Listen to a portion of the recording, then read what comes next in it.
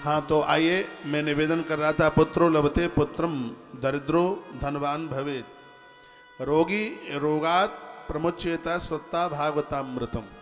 श्रीमद् देवी भागवत की यह महिमा है कि रोगी रोग से मुक्त हो जाएगा और जिनको संतान नहीं है उन्हें संतान प्राप्त हो जाएगी। जिनको घोर गरीबी है उनकी दरिद्रता का नाश कर देगी माँ भगवती। बताया जाता है कि हर डिपार्टमेंट के देव अलग अलग है। हाँ, सम्मान का देवता अलग है, जीवन देने वाला पालक अलग है, लेकिन जो संपदा देने वाला डिपार्टमेंट है वो माँ भगवती जगदम्बा की मुट्ठी में है, उसके हाथ में है। मैया हवन यज्ञ से अति प्रसन्न होती है। आप रोज यज्ञ करते रहेंगे, 8 दिन में 15 दिन में आप यजन यज्ञ करते रहेंगे, घर में कभी भी गरीबी नहीं आवेगी। श्रीमद् देवी भागवत कहती है, बंध्या वा काक बंध्या वा मृतवत्सा च अंगना देवी भागवतम श्रुत्ता लभेत पुत्रम चिरायुष।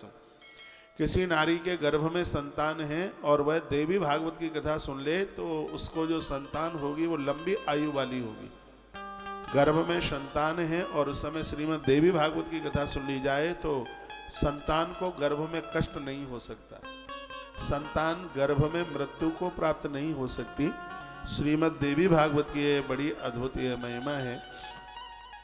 बंध्या यानी जिस नारी को संतान नहीं है या एक संतान वाली स्त्री या वह स्त्री जिसकी संतान पैदा होकर मृत्यु को प्राप्त हो गई है, ऐसी माताओं को या जिनको बेटी ही बेटी है उसे काक बंध्या कहते हैं।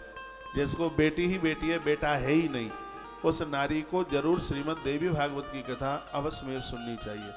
जिनके गर्भ में संतान की मृत्यु हुई है, जाने अनजाने कैसे भी उन्हें देवी भागवत की कथा जरूर सुननी चाहिए। जिनकी देहली पर बेटी की कभी मृत्यु हो गई है, बिटिया को विवाह करके ससुराल क्यों भेजते हैं? क्योंकि बेटी की मृत्यु देहली पर होना कभी भी शुभ नहीं हो सकता।